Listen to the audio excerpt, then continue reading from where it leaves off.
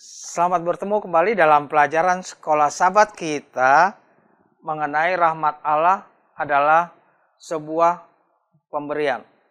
Dalam pelajaran PowerPoint kita, sahabat yang ketiga ini kita masih melanjutkan pelajaran kita yang lalu mengenai Raja Daud dan anaknya. Sekarang kita masuk kepada bagaimana sifat seorang ayah walaupun anaknya sudah memberontak sekalipun. Dalam pelajaran kita pada saat ini berjudul Ayah Berduka, Raja Menang. Sebelumnya kita tunduk kepala untuk berdoa. Bapa di surga, kami kembali mempelajari pelajaran sekolah sahabat kami melalui firman Tuhan mengenai Daud dan anaknya Absalom.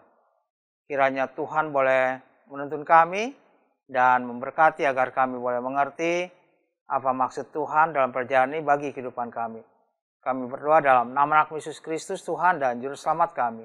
Amin.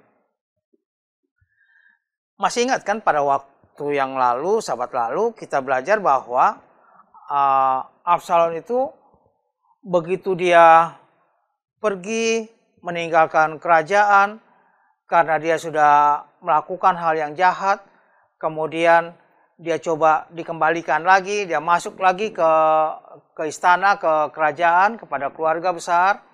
Namun sekarang pelajaran kita lanjutkan daripada itu. Yang terdapat dalam 2 Samuel 16 ayat 15 sampai pasal 18 ayat 33. Jadi pelajaran kita dari pasal 16 sampai 18. Dalam pelajaran kita kali ini mengambil ayat hafalannya terdapat di dalam Matius pasal 5 ayat 44-45 dengan terjemahan New International Version. Tetapi aku berkata kepadamu, kasihilah musuh-musuhmu dan berdoalah bagi mereka yang menganiaya kamu. Karena dengan demikianlah kamu menjadi anak Bapamu yang di surga, yang menerbitkan matahari bagi orang yang jahat dan orang yang baik, yang menurunkan hujan bagi orang yang benar dan orang yang tidak benar. Tuhan itu sama saja. Tuhan itu tetap baik pada siapapun juga. Tapi kadangkala kitanya yang lari, kitanya yang meninggalkan Tuhan, kitanya yang lupa Tuhan, bahkan kehidupan kita tambah lama, tambah menjauh dari Tuhan kalau kita bertahan pada apa yang sudah salah. Absalom dalam pelajaran kita kali ini diceritakan bahwa dia kan sudah masuk ke istana, kemudian tinggal dia mulai menyingkirkan, dia akan mengadakan satu pemberontakan atau kudeta, dia ingin mengambil kekuasaan dari ayahnya.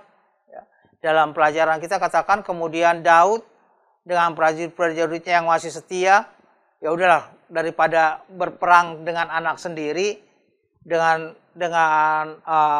warga sendiri, dengan bangsa sendiri, akhirnya Daud menyingkir. Pada waktu Daud menyingkir inilah, maka Absalom merasa, wah sekarang ini saya ini. Sekarang saya yang berkuasa. Dan pada waktu dia berkuasa, dia coba untuk membuat segala sesuatunya. Kalau orang ada masalah, Absalom bisa mengatasinya. Kalau orang ada sesuatu hal yang tidak menyenangkan, Absalom bisa mengatasinya. Jadi terus-menerus lakukan akan hal seperti ini. Sehingga seolah-olah dengan jiwa mudanya ini, sekali lagi kita sudah belajar lalu, Absalom itu orang yang gagah, orang yang pokoknya katakan dari ujung kaki sampai ujung kepala ini begitu sempurna. Begitu sempurna. Jadi dari segi penampilan, dari segalanya dia begitu hebat.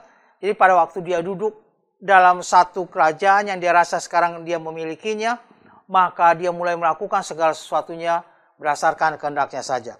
Pelajaran sekolah sahabat kita memberikan pada kita bahwa orang-orang yang setia kepada Raja Daud, yang menyingkir, kemudian mereka coba untuk membawa apa yang bisa mereka bawa, kemudian mereka coba menghindar dari peperangan.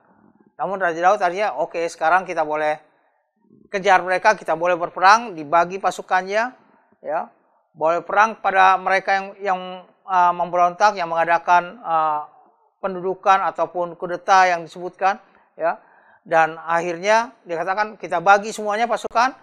Setelah dibagi, tapi selalu dipesankan. Pesan saya adalah tolong selamatkan Absalom. Tolong selamatkan Absalom. Absalom adalah orang muda dan dia adalah anak daripada Daud. Prajuritnya tahu. Maka mereka mulai berpencar, mereka mulai berperang dan lain sebagainya. Sampai pada satu saat mereka, salah seorang dari prajurit itu melihat bahwa oh ini ada seorang yang tergantung di pohon, di pohon oak, ya. Dan katakan bahwa begitu didekati, oh itu Absalom, ya. Absalom dengan sekali lagi katakan bahwa Absalom orang yang gagah, orang yang hebat, rambutnya saja kalau dipotong katanya berapa kilo, pelajaran kita yang lalu, ya. Kemudian pada waktu dia sedang menunggang kudanya, dia tersangkut rambutnya ke pohon, kemudian dia pun tergantung di pohon. Maka prajurit ini dia kembali kepada komandannya, pada Yoab katakan, ini saya lihat dia ada di sana, ya. Dia sedang tergantung di sana. Kemudian pelajaran kita katakan, maka Yoab yang melihat bahwa ini musuh yang harus dinikan, kemudian dalam pendek cerita dalam pelajaran kita katakan dia bunuh Absalom, ya. Kemudian dia suruh orang untuk pergi. Tapi orang pergi dengan katakan, pokoknya kita sudah menang. Kemudian Yoab tiup trompet bahwa sudah menang, peperangan sudah selesai, semuanya sudah selesai. Maka sekarang mereka bisa memberitahukan kepada Raja Daud. Raja Daud yang dikabarkan bahwa sekarang mereka sudah menang dan lain sebagainya, tanya, Absalom gimana? Oh, prajurit katakan, kita sudah menang. Dia tidak kasih tahu. Tapi pada waktu seseorang yang datang juga, kemudian kasih tahu bahwa semua musuh-musuhnya sudah dikalahkan sama seperti raja-raja yang lainnya, maka Daud tahu bahwa anaknya sudah mati. Dia sangat berduka, dia masuk ke kamarnya katakan, dia menangis oleh karena kematian anaknya, walaupun anaknya itu adalah anak yang memberontak, anak yang jahat kepada dirinya. Kami katakan, Absalom, kalaupun mungkin lebih baik saya yang mati daripada kamu. Semua anak-anakku di PowerPoint. Itulah nilai kasih sayang dari orang tua kepada anak. Sejahat-jahatnya anak, sejahat-jahatnya yang dilakukan oleh seorang anak, orang tua tetap mengasihi. Orang tua tetap sayang kepada kalian. Kepada semua anak-anak, jangan tiru hal yang jahat seperti Absalom. Tapi jadi anak-anak yang baik. Karena orang tua kalian juga mengasihi kalian. Orang tua juga mengasihi kalian dengan segala sesuatu walau suasana seperti ini. Guru-guru sekolah sahabat kalian juga mengasihi kalian. Gereja juga mengasihi kalian. Jadilah anak-anak yang baik. Karena Tuhan juga mengasihi kita. Sebatas manapun kejahatan kita, sehebat apapun kejahatan kita, Tuhan itu maha baik. Tuhan tetap mengasihi kita. Tuhan masih menunggu supaya kita datang kepadanya dan bertobat. Ini saatnya bagi kita untuk boleh menjadi orang yang baik, yang memang berserah sepenuhnya kepada Tuhan, berterima kasih kepada Tuhan karena dapat orang tua yang baik, karena dapat guru yang baik, karena dapat guru sekolah sahabat yang baik, karena dapat gereja yang baik yang memperhatikan kalian, dan juga teman-teman yang baik. Jadilah anak yang baik bagi teman, bagi gereja, juga bagi keluarga, khususnya bagi Tuhan. Tuhan boleh memberkati kita. Jangan dukakan orang tua kita. Sebagaimana Raja Daud, walaupun dia berduka, walaupun dia satu pihak dia menang, tapi duka citanya karena anaknya dia harus kehilangan segalanya. Tuhan boleh memberkati anak-anak menjadi anak yang baik, khususnya untuk PowerPoint. Kita tunduk kepala untuk berdoa. Bapa di surga, terima kasih karena Tuhan telah bersama-sama dengan kami. Terima kasih atas firman Tuhan. Terima kasih atas pelajaran melalui PowerPoint. Tuhan berkati semua anak-anak PowerPoint dimanapun mereka berada pada saat ini. Berkat-berkat Tuhan boleh menjadi bagian mereka, berikan kesehatan bagi mereka, agar mereka pun menjadi anak-anak yang baik dan sayang kepada orang tua, anak-anak yang baik kepada teman, yang baik kepada guru mereka, baik di sekolah maupun di sekolah sahabat. Dan juga boleh menjadi kepujian, kemuliaan bagi nama Tuhan.